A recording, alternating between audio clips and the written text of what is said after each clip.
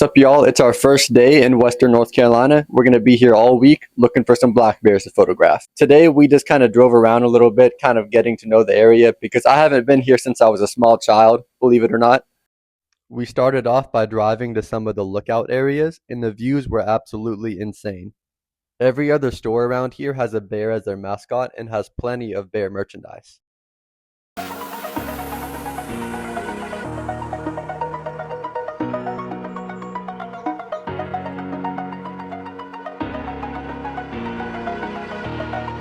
Over the edge, feel like I'm floating through the air.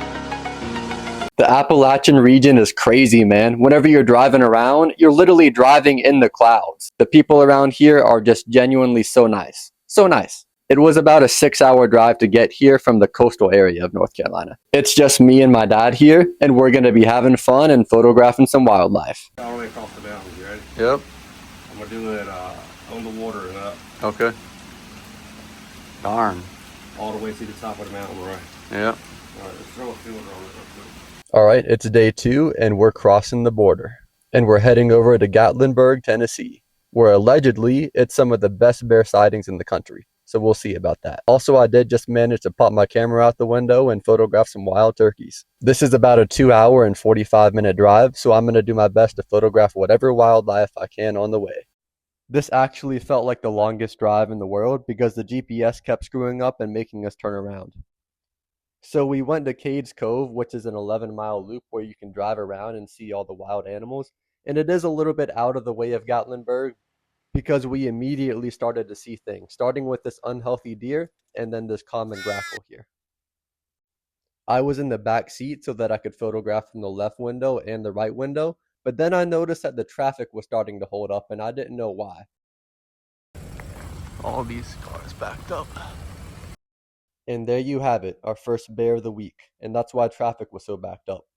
This was honestly an incredible experience to be this up close to a black bear with her 4 cubs. I just wish there weren't so many kids screaming and freaking out. I really thought that they were going to scare the bears away and ruin the experience for everyone. Thankfully, that did not happen.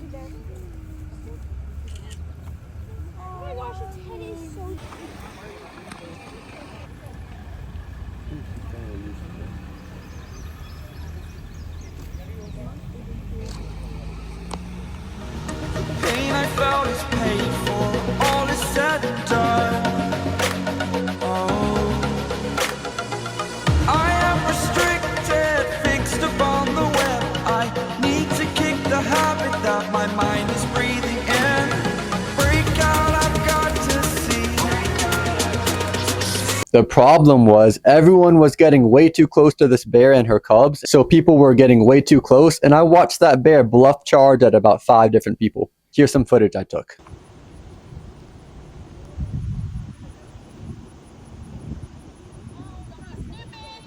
has babies with her. It's a mama and she's been charging at people. Y'all need to get inside the car. I'm not joking. She has 4 babies with her.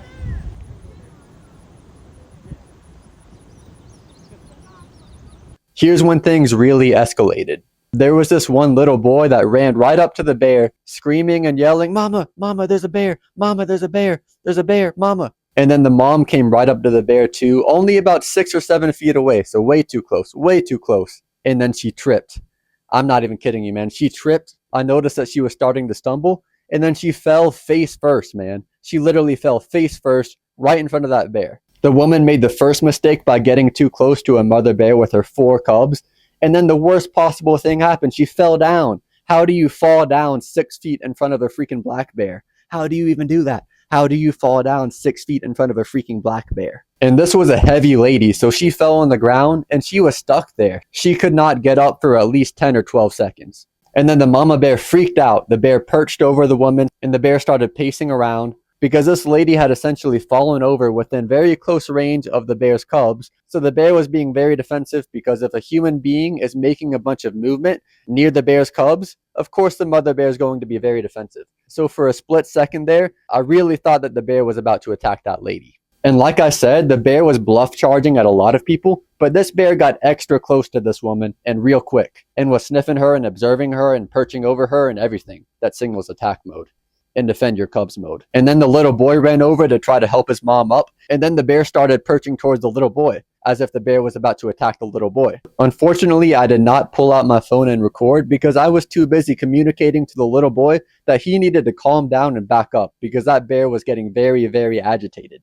But then the little boy made another huge mistake. The little boy ran away screaming and yelling. And that's two things that you never do when you encounter a bear. You never turn your back and you never run away. And that little boy did both of those things. The lady eventually did get off the ground after about 10 or 12 seconds or so. And there was another wildlife photographer there that communicated to the lady and told her, hey, you need to stop pointing your phone at that animal. Put your phone away, stop recording, and you need to back away slowly. And the woman did manage to back away, and the woman did escape the situation, but I'm telling you, man, that bear was just one split second away from attacking that woman. And to be honest with you, I am sad that I couldn't record it, but in that moment, it was more important to me to help that boy get to safety than pulling out my phone and recording a situation like that. And listen, every day there's traffic jams to photograph bears, but it ain't every day that a 275-pound lady walks right up to a bear and falls on her freaking face. How do you even do that? We drove around a little bit more and then we saw this juvenile bear in the grass. If you want to stop to look at a bear, you're supposed to pull off to the side instead of holding off traffic, which people did not know how to do, so we had to go into the woods to get a closer look at this bear, because traffic was being held up.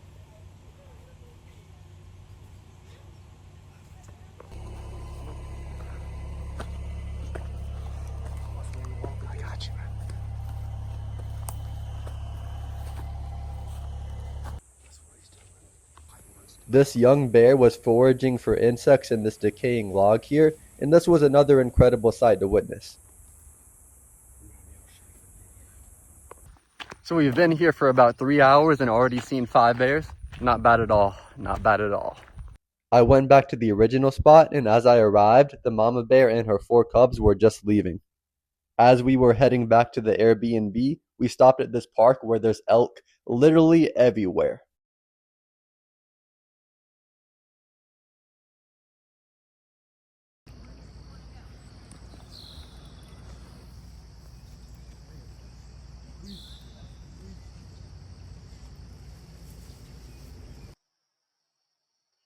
What's up, y'all? I came here to Brevard, North Carolina to photograph some white squirrels.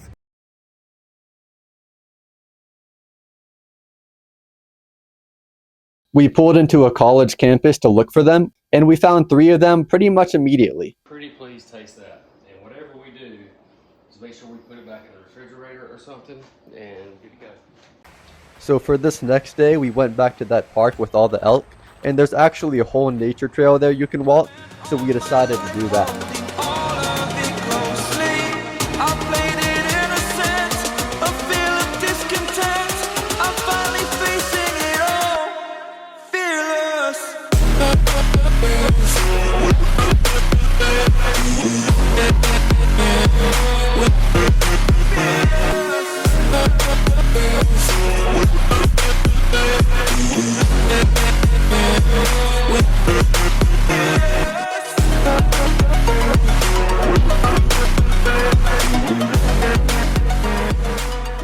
We ended up not seeing any bears, so we decided to head back to the Gatlinburg area. Right there, bear. And then bam, right when I least expect it, a bear pops out about to cross the road. Right there, freaking bear.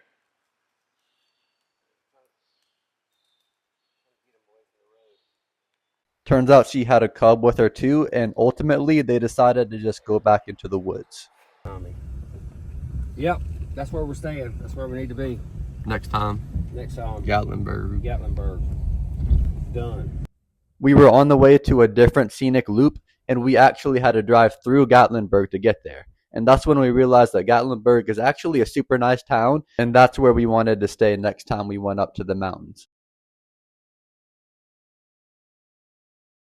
This place was a little bit more tricky because there wasn't as many places to pull off to the side as there were in the other place. But it only took us about 5 minutes to spot a bear crossing. Oh, yep.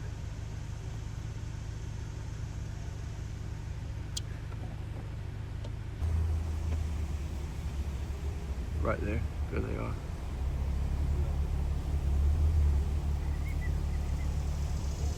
Okay, yeah.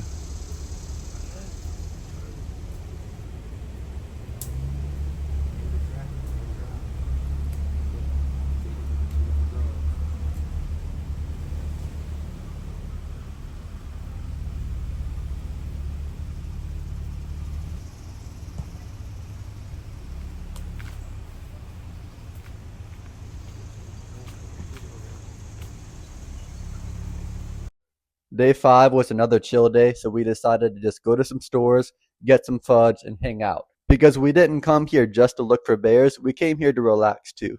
Don't feel me because I got a thing in between my head. I'm not touching them. All I want to do is go away on the porch.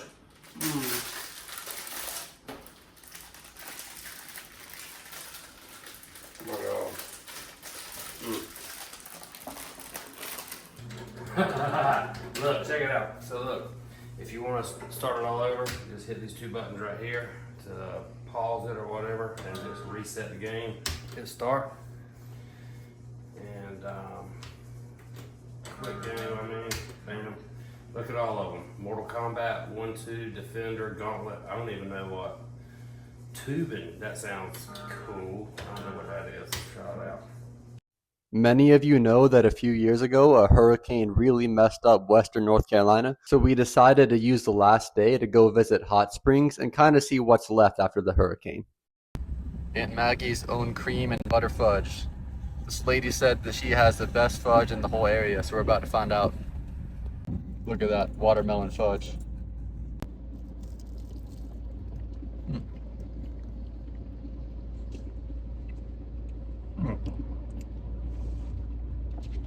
That's pretty good. These are some of the curviest roads you can literally be driving on. So when you're on these roads, your awareness level has to be at 1,000%.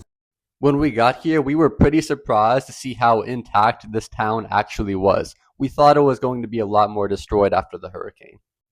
My dad used to always camp at this campground, so he wanted to visit just for old time's sake. And then we came again, and we had this one, and then I came by myself, and I can't remember. And it's called Lover's Lane Rock now. And you can hike it there, and it's like straight drop off.